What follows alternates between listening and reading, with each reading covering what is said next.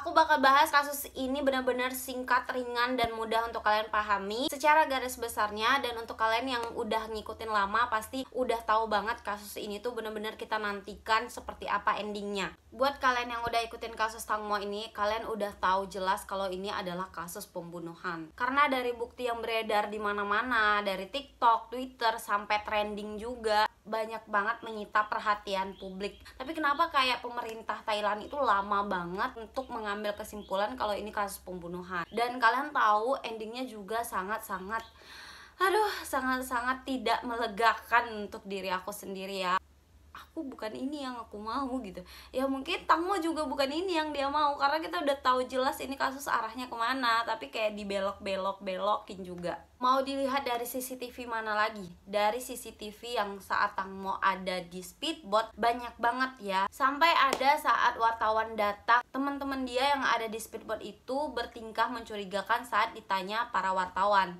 Jadi kayak jatuhnya di mana? Ada yang ngomong di sana, nggak jelas gitu. Jadi pada bingung jatuhnya di sana, dan itu kompak banget nunjuknya salah arah. Aku sendiri bener-bener geram banget yang ngikutin kasus ini dari awal sampai ending, kayak bener-bener gemes banget gitu. Gemesnya bukan kayak gemes kelucu gitu ya, tapi kayak gemes kesel banget kenapa ini lama banget loh. Sebenarnya dari awal saat mayatnya Tang Mo ditemukan itu kita udah paham banget banyak luka-luka yang kayaknya tuh tidak wajar di saat seseorang itu tenggelam, dan salah satunya di pahanya yang kita curigai kayak sayatan pisau gitu. Nah, karena kasus ini benar-benar banyak banget menyita perhatian publik, ibunya Tang Mo Nida yang berusaha mencari keuntungan dalam case ini, terus pemerintah terseret dalam kasus ini. Nah, dari yang beredar, Ibu Panida atau ibunya Tang Mo ini mengambil keuntungan 13M yang awalnya dia akan menutup kasus ini kalau misalnya dia dapatkan. Tapi sampai sekarang itu bisa dibilang uangnya belum nyampe ke tangan ibunya Panida. Semakin berjalannya waktu dan desakan dari publik, kasus ini tetap berlanjut jadi case spesial gitu. Mau nggak mau Ibu Panida nggak bisa berhentiin kasus ini karena udah jadi case spesial di Thailand. Nah, saat Ibu Panida ini udah mengizinkan untuk dilakukannya otopsi kedua pada tanggal 31 Maret 2022. Nah, pada bagian kepalanya itu bengkak, jadi kayak menggembung gitu. Itu katanya karena kalung yang dipakai Tang Mo Nida. Kalungnya mencekik diri dia sendiri di saat mayatnya udah mulai mengembang, mengakibatkan seperti cekekan. Lalu hasil otopsi kedua ini juga membuktikan ada 22 luka kecil di tubuhnya Tang Mo Nida. Nah, untuk luka di paha itu belum dipastikan, tapi katanya endingnya juga udah ditetapkan itu lukanya diakibatkan baling yang di belakang speedboat. Walaupun itu nggak masuk akal anjir, kalau misalnya lukanya itu karena speedboat, itu lukanya bukan cuma satu garis lurus tapi berkali-kali.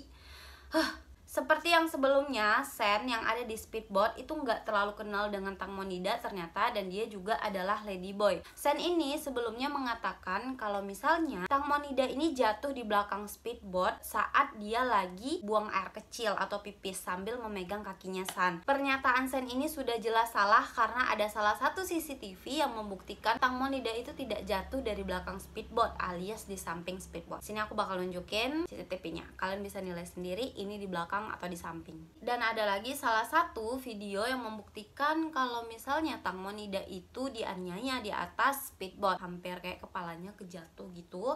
Nih kalian bisa lihat sendiri. Oke, ini bukti udah semakin kayak banyak banget dan tersusun banyak. Selain itu juga tersebar ke publik. Yang jadi detektif itu bukan cuman polisi atau rakyat Thailand doang, tapi sampai ke beberapa negara yang benar-benar memberikan perhatiannya kepada case-nya Tang Mo ini. Ini ada Por dan Robert, dia mau ngambil perhatian publik. Jadi kayaknya aduh, aku pengen bertaubat dulu nih, mendapatkan perhatian publik dengan cara seperti ini. Kalau kalian menjadi simpati gak sih dengan mereka seperti ini? Kalau aku sendiri tuh merasa kayak jadi lebih mencurigakan gitu gak sih?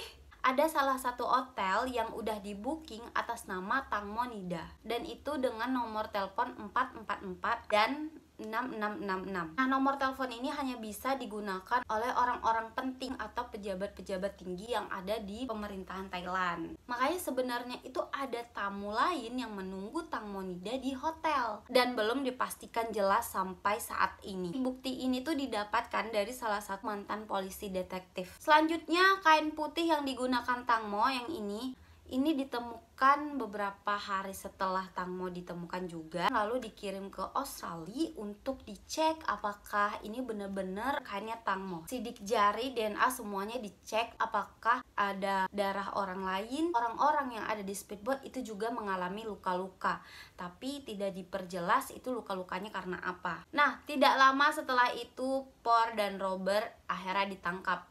Tapi atas dakwaan kelalaian, tidak ada lisensi, barang bukti, dan pernyataan palsu. Lanjut, setelah itu diikuti oleh Gatik yang menyerahkan diri. Itu menyerahkan diri bukan karena dia mengaku telah membunuh Tang Mo, tapi dia lebih ke memperbaiki pernyataan dia sebelumnya. Next, dilanjutin dengan Sun yang ditangkap dan didakwa atas kelalaian. Lalu terakhir ada Job yang ditangkap karena terbukti telah menghilangkan barang bukti. Dari semua dakwaan yang ditujukan kepada orang-orang yang di atas speedboat, itu sebenarnya bisa dilanjutin kan? Kenapa si Job menghilangkan barang bukti? Pasti ada penyebab dan alasannya, benar nggak sih? Kenapa Sen dinyatakan kelalaian? Apakah sudah diputuskan atau sudah ditetapkan kalau Tang Monida itu jatuh dari belakang? Karena saat itu lagi buang air kecil, ada si Gatik yang menyerahkan diri karena pernyataan sebelumnya palsu. Lalu yang benar apa? Dan kenapa dia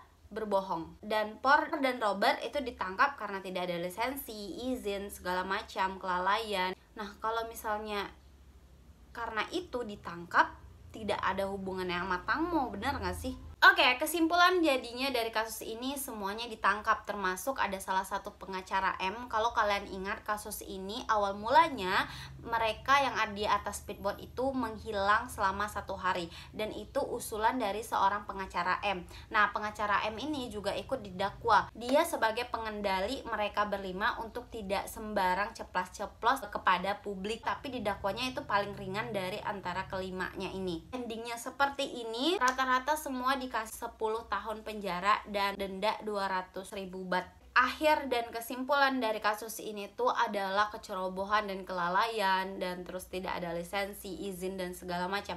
Bener-bener kayak nggak nyambung banget sebenarnya dengan kasusnya si Tang Mo ini. Aku sendiri yang ngikutin tuh kayak nggak puas banget karena ini udah tahu ujungnya, tapi dakwaan yang dikasih oleh orang-orang yang ada di speedboat itu bahkan tidak menyinggung sedikit pun tentang case-nya Tang Mo ini sendiri. Jadi jujur aku sendiri nggak puas yang udah ngikutin dari lama ya, apalagi kalian mungkin yang udah nanti video gimana kesimpulan dan perkembangan dari kasus ini.